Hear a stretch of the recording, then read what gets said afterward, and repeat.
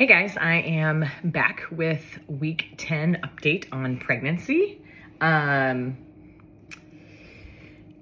Let's just get rolling. I had a ultrasound on Wednesday. So today is September 19th. So week 10 was actually yesterday. And I had an ultrasound on Wednesday. We went in, everything was healthy with the baby, 177 beats per minute. And then we saw our little peanut in there, and I was measuring 10 weeks, 5 days, which according to where I should be, I would be like 9 weeks, 6 days. So measuring a little ahead, no big deal. I'm happy to be in that situation. So I'm gonna get into my little interview questions here and just go from there. So for week 10, it says, how is your body feeling as you settle into the first trimester? Well, you guys know I have been on progesterone, so I take it in the morning, I take it in the evening. So for the most part, my body feels good. The progesterone does cause a little bit of nausea, a little bit stronger than I feel like it was with my first pregnancy. So there's that. And other than that, I feel bloated, which isn't abnormal. Just kind of feel like, can't relieve any pressure in the belly, which is totally fine. I'm okay with that. I can live with that for the next 30 weeks, as long as I'm growing a healthy baby, So for the most part, I feel great. Just still keeping up with my workout routine and all the different things. The next question is, how is your toddler reacting to your pregnancy news? Okay, so we have been talking to him about me being pregnant. I don't think he really understands it yet. And I don't think he'll get it until he actually sees like the belly grow. But we have asked him, do you want a brother or sister? And he keeps saying sister. I know they do things at school with like baby dolls and stuff like that and practice like changing their diapers and feeding them and stuff like that. So I know he's familiar with having like a baby. But just interested to see like how he will react, because by the time our little one makes it here, he'll be like 3 and change. So not quite 3.5, but he'll be a little over 3. So just interested to see how like he reacts once the baby actually gets here. But I think he's excited. But he hasn't wavered on whether he wants a brother or sister. He wants a sister. How are you maintaining focus on your business? Okay, difficult question this week. Unfortunately, you guys heard week 9, and this will be well past by the time this actually airs. And so if you follow me, you probably already know my dog got sick. We took him to the vet, and the result basically was he has 4 tumors. 2 in his heart, 1 in his liver, 1 in his spleen. And if it was like liver and spleen, we maybe could have done something for him. But because of the 2 in his heart, there was nothing, literally nothing we could do to come back from that. So on Tuesday, because he's my dog, I had to make the decision. My husband came home from his vacation early, because I just didn't know how much time I had left with Oliver. And so he came back, and I literally could not have done the weekend or the past several days without him. I mean, he would pick him up. He's 75 pounds, carry him outside, pick him up, bring him inside. And he would do that multiple times throughout the day. And being pregnant, and having a toddler, that just is, whereas I can pick him up and carry him, I can, not a big deal, but it just is a lot of work. He just deteriorated really, really quickly. So this was fast. It was way faster than I anticipated. He would be 10 tomorrow, September 20th. And I don't know. My focus on work has not really been on work. It's been, I've had to move a couple of my clients. I have made up their time this week, but it's like getting hit with a ton of bricks, honestly. So we did end up putting him down on Tuesday, which wasn't an easy decision to make. But when you watch your dog who can't find their legs, who pees themselves the entire night while they're sleeping. They're just laying in their own pee. And then in the morning when you try and take them out, they can't find their legs and they can't walk. And it's just so sad. And as much as I wanted to keep him around forever, I had to ask myself, like, is this fair? Is this fair for him? Is it fair for me? It's not fair for either one of us, to be honest with you. But, you know, I just couldn't watch him continue to go down that hole of like losing his legs and all of his bodily functions. And, you know, I'll clean up pee all day long. I'll put him in the shower all day long. But that wasn't for him. That was for me, you know? So really difficult to lose a pet. Anyone that has an animal, has lost an animal, I don't know how you do it. I don't know how you come back from it. It sucks. I mean, hearing people say you're sorry, like, you don't even have to say it because, I mean, I know you are. It just really, there's nothing that makes it better. So anyway, so my work focus has been a little sidetracked this week, but I'll get back to it next week in terms of looking for new clients moving forward and advertising on my social media stuff with like what we do in our BirthFit courses and my Next Level Mama course and all the different things. It's just been a rough week. It's really quiet in the house. It's just odd, just not normal. So moving on, what's a challenge you overcame this week? I guess that's it. The challenge was trying to make a decision whether I put my dog down or not.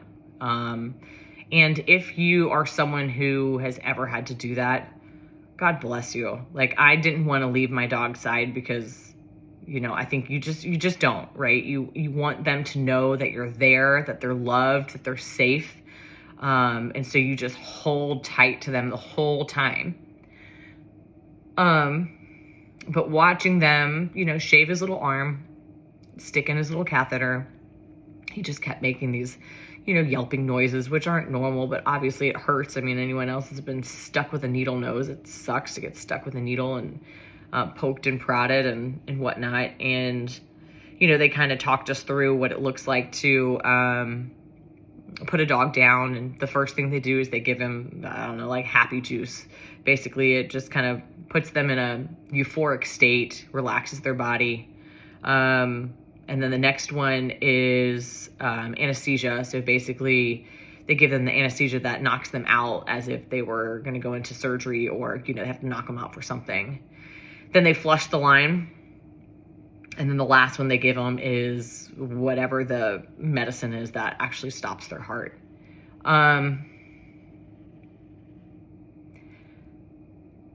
You know, the first one they gave him, he chilled, he relaxed a little bit.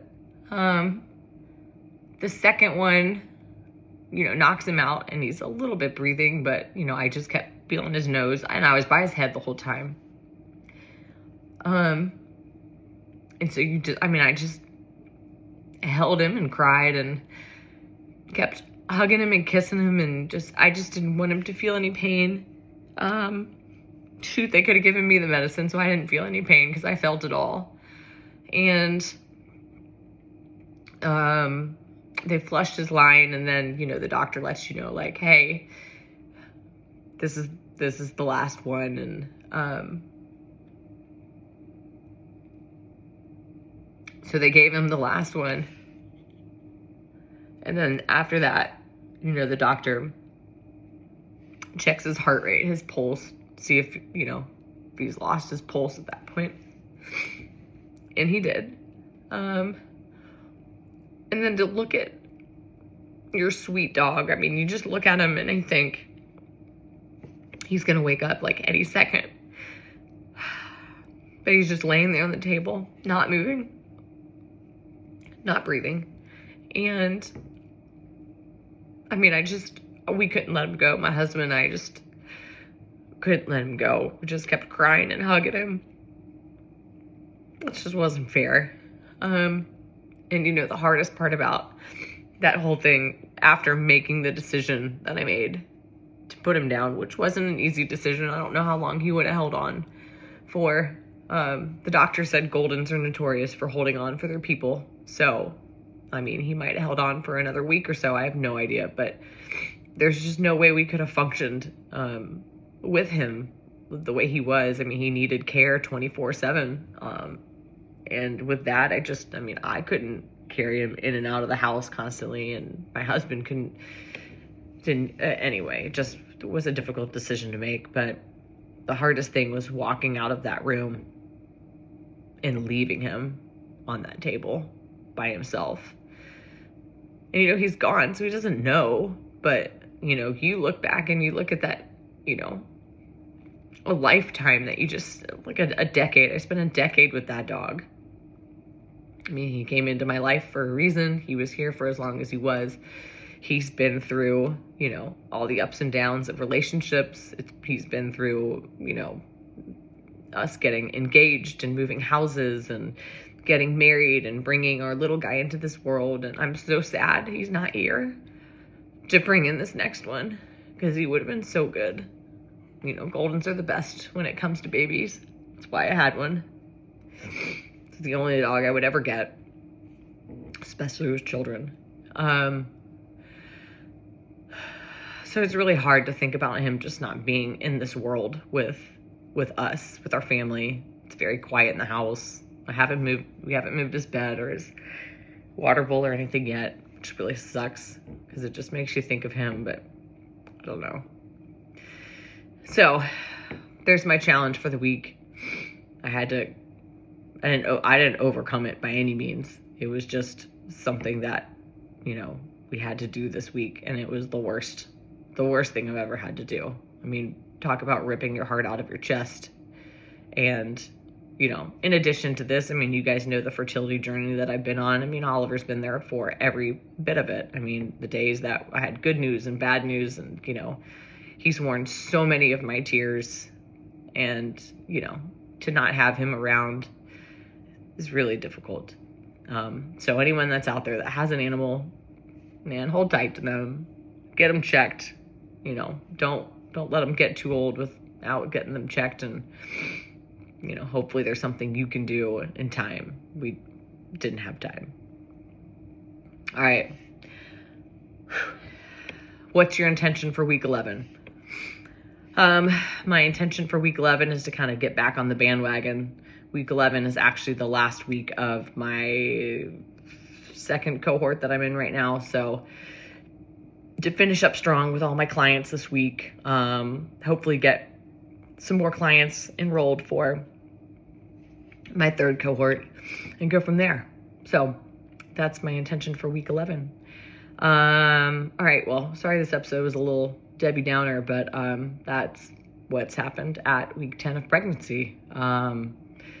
We're plugging along. We're going to the doctor next week, so I'll be there next Friday for another ultrasound, blood work.